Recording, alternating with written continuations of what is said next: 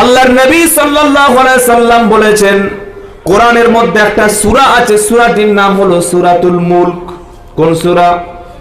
29 পারার প্রথম সূরা, সূরার নাম হলো সূরা মুলক।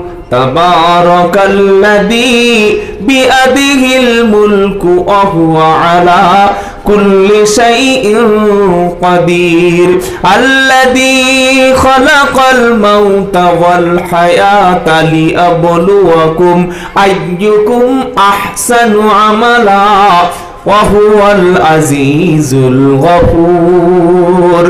সূরা মুলকের মধ্যে 30টি আয়াত বা 30টা বাক্য আছে।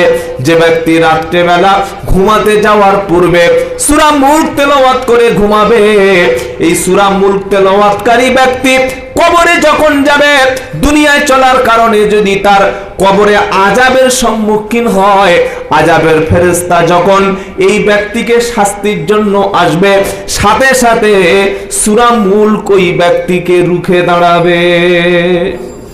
সুবহানাল্লাহ।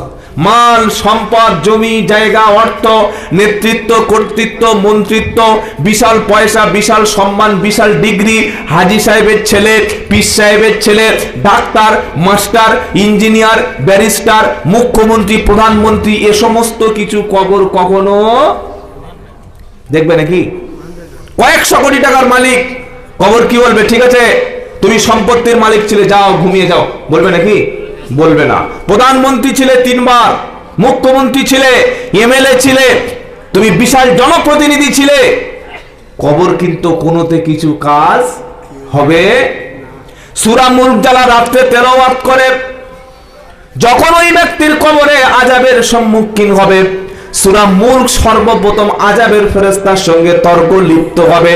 ফেরেশতা বলবে, তুমি কে? সূরা মুলক বলবে, আমি হলাম সে যে ব্যক্তি প্রতি রাতে সূরা মুলক তেলাওয়াত করে করে ঘুমাতো। সুবহানাল্লাহ। অনেক ছেলে আছে, অনেক মুসলমান এখনো পর্যন্ত রাত্রিবেলা গান শুনতে শুনতে, অশ্লীল ছবি দেখতে দেখতে, বিভিন্ন রকম অবৈধ সম্পর্ক নারীদের সাথে যাদের, তাদের সঙ্গে ফোনে কথা বলতে বলতে, দুনিয়ার চিন্তা করতে করতে, নিজের ভবিষ্যতের চিন্তা করতে করতে ঘুমিয়ে যায়। আছে না নাই?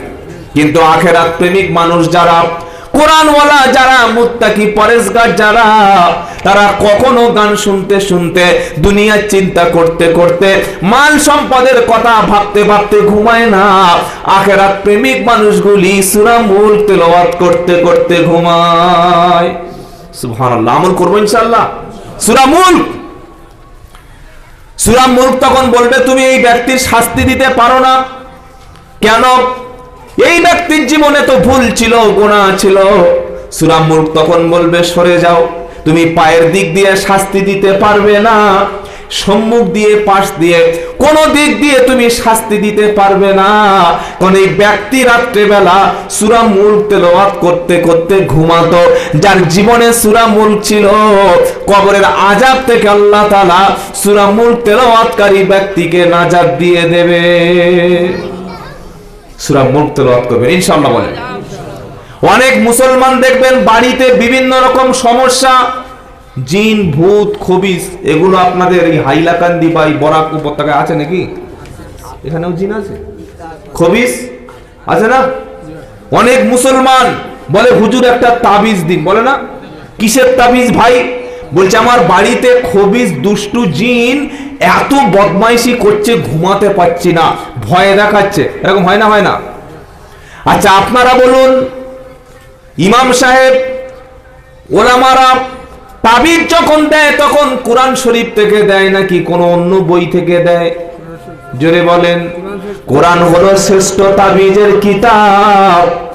বিশ্বাস করুন যে তাবিজ ওলামারা, ইমাম সাহেবরা দিকে দিকে দিচ্ছে আপনার জিন ভূত তাড়ানোর জন্য।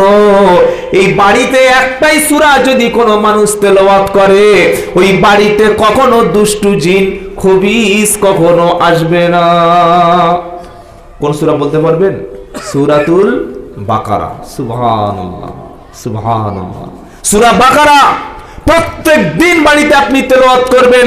আল্লাহর নবী সাল্লাল্লাহু আলাইহি ওয়াসাল্লাম বললেন, দুষ্টু জিন, খবিস কেউ কখনো ওই বাড়িতে ক্ষতি করতে পারবে না। তেলাওয়াত করব ইনশাআল্লাহ।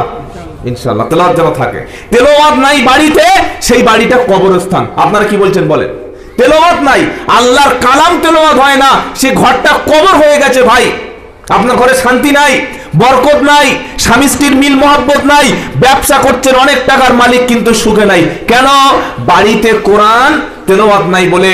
এই কোরআনের তেলাওয়াত বাড়িতে সূরা বাকারা তেলাওয়াত করুন, ইনশাআল্লাহ সমস্ত দুষ্টু জিন খবিস বদমাইশের হাত থেকে এই ঘরকে সেভ করে নেবেন কে? আল্লাহ। কারণ কোরআন হচ্ছে শিফা। কোরআন কি? وَنُنَزِّلُ مِنَ الْقُرْآنِ مَا هُوَ شِفَاءٌ وَرَحْمَةٌ لِلْمُؤْمِنِينَ وَلَا يَزِيدُ الظَّالِمِينَ إِلَّا خَسَارًا। 15 পারা 9 পৃষ্ঠা 2 নম্বর লাইনের 82 নম্বর আয়াত, সূরার নাম বানী ইসরাইল।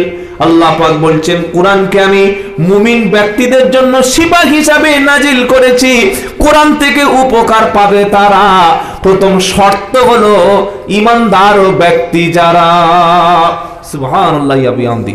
আচ্ছা, যখন আমরা পানি পড়াতে, তেল পড়াতে হুজুরদের কাছে যাই, ইমাম সাহেবের কাছে যাই, ইমাম সাহেব তেল পানি যখন পড়ে পানিতে ফুঁ দেয়, দোয়াটা জোরে পড়ে না আস্তে পড়ে ভাই?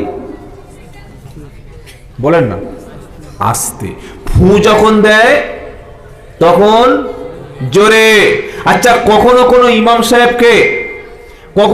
ইমাম সাহেবকে জিজ্ঞাসা করেছেন যে হুজুর আপনি যে দোয়াটা পড়ে ফু দিচ্ছেন, এই দোয়াটা একটু কি বলুন তো আমি শুনবো? জিজ্ঞাসা করেছেন? করেন নাই। ইমাম সাহেব যখন পানিতে ফু দেন, অন্য কিছু তখন তিনি পড়েন না। তিনি যেটা পড়েন সেটা হলো সূরাতুল ফাতিহা। সুবহানাল্লাহ। পৃথিবীর সব আলেম, সব পীর সাহেব, সব মুফতি সাহেব, সব হাফেজ সাহেব সবাই মিলে এক হয়ে যদি সূরা ফাতিহা পড়ে পানিতে ফু দিয়ে আপনার সন্তানকে খাওয়ায়, তার চাইতে বেশি কাজ হবে বাপ মা যদি নামাজি পরেজগার হয়, কোরআন তেলাওয়াত করে সন্তানের জন্য পানিতে ফু দিয়ে খাওয়ায়। আল্লাহ পাক সেটাকে বেশি বেশি কবুল করে নেয়। কোরআন তো শিফা। আমাদের বিশ্বাস নাই, আমরা কি করি? প্রথমে অসুস্থ হলো, ডাক্তার সাহেব ওষুধ দিন, ডাক্তার প্রেসক্রিপশন করে দিল। 3 দিন গেল, 4 দিন গেল, 5 দিন গেল, কাজ হলো না। আরেকটা বড় ডাক্তারের কাছে গেল, সেখানে 2000 টাকা গেল, ওষুধে কাজ হলো না। হসপিটালে গেল, 1 মাস সেখানে ভর্তি থাকলো, 50 থেকে 60,000 টাকা খরচ হয়ে গেল। যখন কোনোভাবেই কাজ হচ্ছে না, রুগীকে ফিরিয়ে আনছে, পেশেন্টকে অ্যাম্বুলেন্সে শুইয়ে নিয়ে বাড়িতে আসছে, যাওয়ার সময় বলছে একটু মাদ্রাসার সামনে দিয়ে নিয়ে চলো। কোথায়? কোথায় নিয়ে যাবে? মাদ্রাসার সামনে। কেন? ওখানে যে হুজুররা আছে, ওলামারা আছে, হাফেজ সাহেবরা আছে, ওরা যদি একটু কিছু আমার ব্যবস্থা করে দেয়। কখন আনছে ভাই? যখন ডাক্তার ফেল, হসপিটাল ফেল, সমস্ত চিকিৎসা ফেল, এবার দেখছে মারা যাবে, এবার মাদ্রাসা এসে বলছে হুজুর কি আছে করে দিন। তো হুজুর কি বাঁচাবে নাকি? কি বলছেন? তো হুজুর একটু সূরা ফাতিহা আয়াতুল কুরসি পড়ে ফু দিয়ে দিল, যাওয়ার সময় বলছে হুজুর 10 টাকা দিচ্ছি, রাখেন। ক টাকা? 10 টাকা। হসপিটালে দিয়েছে কত? 50, ডাক্তারখানায় 10, টোটাল 1 মাসে 1 লাখ টাকা খরচ করে মাদ্রাসা থেকে যাওয়ার সময় পানিতে ফু দিয়ে নিয়ে যাওয়ার সময় দিচ্ছে কত? 10 টাকা। কোরআনের প্রতি ভালোবাসা দেখছেন? তো ছেলেকে ইংলিশ পড়াবে, ছেলে ডাক্তার হবে, মাস্টার হবে, ইঞ্জিনিয়ার হবে, ব্যারিস্টার হবে, সাংবাদিক হবে, তখন লক্ষ লক্ষ টাকা মাসে খরচ করবে। এই জাতি যখন মাদ্রাসায় সন্তানকে ভর্তি করায়, তখন কি? গরিব। মাদ্রাসায় ছেলে ভর্তি করায় তখন আমরা কি হয়ে যাই? গরিব হয়ে যাই। বাপ মাদ্রাসায় ছেলে এনে বলছে আমার ছেলেটা এতিম। কিছু বুঝতে পারছেন? বাপ ছেলেকে মাদ্রাসায় এনে বলছে এতিম। চিন্তা করেন, ওই এতিম কি জিনিসটাই জানে না। মাদ্রাসায় দিলেই তখন এতিম হয়ে যায়। সবচাইতে কম বেতনে ইমামরা কাজ করে, সবচাইতে কম বেতন মাদ্রাসার শিক্ষকদের দেওয়া হয়। ইমামদের যে বেতন দেওয়া হয়, এই বেতন পৃথিবীতে কোনো কাজে নাই। কেন? জাতির কপাল এমনি এমনি পড়েনি। পৃথিবীর শ্রেষ্ঠ কিতাব শেখাবে সন্তানকে সবচাইতে কম মূল্যে।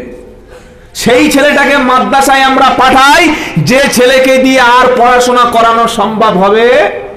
যদি বলেন না, স্কুল থেকে পালিয়ে এসছে, পড়াশোনা করতে চায় না, ব্রেন বুদ্ধি কিছুই নাই, ভাবছে কি করবো, তো চোর তৈরি হবে, ডাকাত তৈরি হবে, খনি তৈরি হবে, দেশ বিরোধী সন্ত্রাসী কাজে যুক্ত হবে, তো তার চাইতে একটা ভালো কাজ করি, এটাকে নিয়ে মাদ্রাসা দিয়ে দিই, যা হয় ওখানে হোক। তাই তো নাকি? তাই তো উচিত কি ছিল? সবচাইতে মেরিটোরিয়াস স্টুডেন্ট যে ছাত্রটার ব্রেন ভালো, সেই সবচাইতে ভালো ছাত্রটাকে মাদ্রাসা দেওয়ার দরকার ছিল না? ছিল না? সবচাইতে উত্তম বস্তুটাই আল্লাহর পথে দেওয়ার দরকার ছিল। লান তানালুল বিররা হাত্তা তুনফিকু মিম্মা তুহিব্বুন ওয়া মা তুনফিকু মিন শাইইন ফাইন্নাল্লাহা বিহি আলিম। চতুর্থ পারা প্রথম পৃষ্ঠায় 1 নম্বর লাইনের 92 নম্বর আয়াত, সূরার নাম আল ইমরান। আল্লাহ পাক শোনাচ্ছে, তোমরা অতক্ষণ সফল হবে না, অতক্ষণ আল্লাহর পিয়ারা পাত্র হতে পারবে না, যতক্ষণ তোমাদের উত্তম জিনিসটা না আল্লাহ রাস্তায় দেবে। সকলে নিয়ত করুন, মৃত্যুর আগে অন্তত আমার সবচাইতে প্রথম সন্তানটা, আমার সন্তানদের মধ্যে একটা সন্তান আলেম বানাবো, হাফেজ বানাবো। এটাই কিয়ামতের দিন আপনার নাজাতের রাস্তা তৈরি হয়ে যাবে। সুবহানাল্লাহ। এই যে ছাত্রদের মাথায় যে পাগড়িটা দেয়া হলো, এটা কিসের পাগড়ি ভাই? কাপড়ের পাগড়ি। বলেন না কিসের পাগড়ি? কথা কন না কেন? কাপড়ের পাগড়ি। এটা দুনিয়ায় কাপড়ের পাগড়ি পেল। আল্লাহর নবী বলেন, মান করা আল কুরআনা ওয়া আমিলা বিমা ফিহি উলবিসা ওয়ালিদাহু তাজান ইয়াউমাল কিয়ামাহ। কিয়ামতের দিন এক শ্রেণীর বান্দার আল্লাহর পক্ষ থেকে নূরের টুপি, নূরের পোশাক, নূরের তাজ পরানো হবে। সুবহানাল্লাহ পড়েন। এত জ্যোতি হবে সেই নূরের টুপির, নূরের তাজ, গোটা হাসরের ময়দান সেদিন আলোকিত হয়ে যাবে। সুবহানাল্লাহ। হাসরবাসী জিজ্ঞাসা করবেন, আল্লাহ এরা কারা? এদের কি আমল ছিল? এদের মাথায় কেন নূরের টুপি পেল? নূরের পোশাক কেন এরা পেল? আল্লাহ পাক বলবে, ওরা হলো তারা নিজের সন্তানকে কোরআনের ভালোবেসে আলিম হাফেজ বানিয়ে কোরআন শিক্ষা দিয়েছে যারা, কোরআন এর আলেম হাফেজের পিতা মাতা হলো তারা। সুবহানাল্লাহ। দুনিয়ার পক্ষ থেকে একটু সম্মান পাই, দুনিয়া একটা সংবর্ধনা পেলে বিশাল কিছু মনে করি, আসল সম্মান, আসল ইজ্জত মুমিনদের জন্য আল্লাহ তাআলা আখিরাতে সেদিন জান্নাতে প্রদান করবে। সুবহানাল্লাহ বিহামদি। শুধু তাই নয়, এই যে হাফেজ তৈরি হলো, আলেম তৈরি হলো, আল্লাহ পাক শোনাচ্ছে, আমি আল্লাহ পৃথিবীতে আসমানি যত কিতাব পাঠিয়েছি, তাওরাত একটা কিতাব যেটা মুসা নবীর উপরে পাঠিয়েছিলাম, ইনজিলও একটা কিতাব যেটা ঈসা আলাইহিস সালামের উপরে পাঠিয়েছিলাম, জাবুরও একটা কিতাব যেটা দাউদ আলাইহিস সালামের উপরে পাঠিয়েছিলাম। কোন কিতাবকে হেফাজত করব এই রকম ওয়াদা আমি আল্লাহ কখনো করিনি। কিন্তু কোরআনের ব্যাপারটা ভিন্ন। আমি আল্লাহ পাক শুনিয়ে দিয়েছি, ইন্না নাহনু নাযালনা যিকরা ওয়া ইন্না লাহু লাহাফিজুন। আল্লাহু আকবার। আল্লাহর ওয়াদা সত্য না মিথ্যা? আচ্ছা, দুপুরে খেয়েছেন কে কে? একটু হাত তুলুন। দুপুরে খেয়েছেন? খেয়েছেন সবাই তো? খেয়েছেন যদি আপনাদের গলার আওয়াজ কই ভাই? হ্যাঁ, আল্লাহু আকবার। আল্লাহর কথা ওয়াদা সত্য না মিথ্যা? জোরে বলেন। সত্য। সত্য যদি হয়, আল্লাহ বলছেন নাজিল করেছি কিতাব আমি, হেফাজত করব আমি। এ দায়িত্ব কারোর দেয় নাই। তাওরাতের হেফাজত আল্লাহ করার কথা ওয়াদা করেনি। ইনজিল নামক কিতাবের হেফাজতের দায়িত্ব আল্লাহ নেননি। হযরতে দাউদ আলাইহিস সালামের উপরে জাবুর নামক কিতাবের হেফাজত সংরক্ষণ করার দায়িত্ব আল্লাহ কোথাও নেয়নি। তাই তাওরাত বলেন, জাবুর বলেন, ইনজিল বলেন, এই কিতাবগুলো সেই জাতির মধ্যে বিভ্রান্ত পথভ্রষ্ট জাতিরা, তারা তাদের কিতাবকে বিকৃতি করতে করতে ইনজিলকে বানিয়ে ফেলেছে নিউ টেস্টামেন্ট, ওল্ড টেস্টামেন্ট। কি বলছেন আপনারা? তাওরাতকে বিকৃতি করেছে, জাবুরকে বিকৃতি করেছে, আসমানি সমস্ত কিতাবকে একটা একটা করে বিকৃতি করেছে, তার মধ্যে কমিয়েছে, বাড়িয়েছে। 1400 বছর আগে যে কিতাবটা মুহাম্মদ সাল্লাল্লাহু আলাইহি ওয়াসাল্লামের উপরে আল্লাহ পাঠিয়েছিলেন, সেই কিতাবটা 1442-43 বছর পরে সেই রকম আছে না একটু কাটছাট হয়েছে? কি বলছেন আপনারা? আছে না আছে নেই? আছে। 100 বছর পরে একটু পরিবর্তন হবে? হবে না। কেন হবে না? কারণ কোরআনের সংরক্ষণের দায়িত্ব নিয়েছেন কে? জোরে বলেন। 14 পারা প্রথম পৃষ্ঠা 6 নম্বর লাইনের 9 নম্বর আয়াত, সূরার নাম হিজর। এই সূরার মধ্যে আল্লাহ পাক কোরআনের একটা নাম দিয়েছেন, নাম হলো যিকির। সুবহানাল্লাহ। কোরআনের অনেক নাম আছে, আমরা যেটা সবাই জানি জেনারেলি ভাবে যে কোরআন, জানি না কোরআন শরীফ, কিন্তু প্রচুর নাম আছে। এখানে কোরআনের নামকে আল্লাহ কি বলছেন? যিকির। কি বলছেন বলেন না? ইন্না নাহনু নাযালনা যিকরা ওয়া ইন্না লাহু লাহাফিজুন। আল্লাহু আকবার।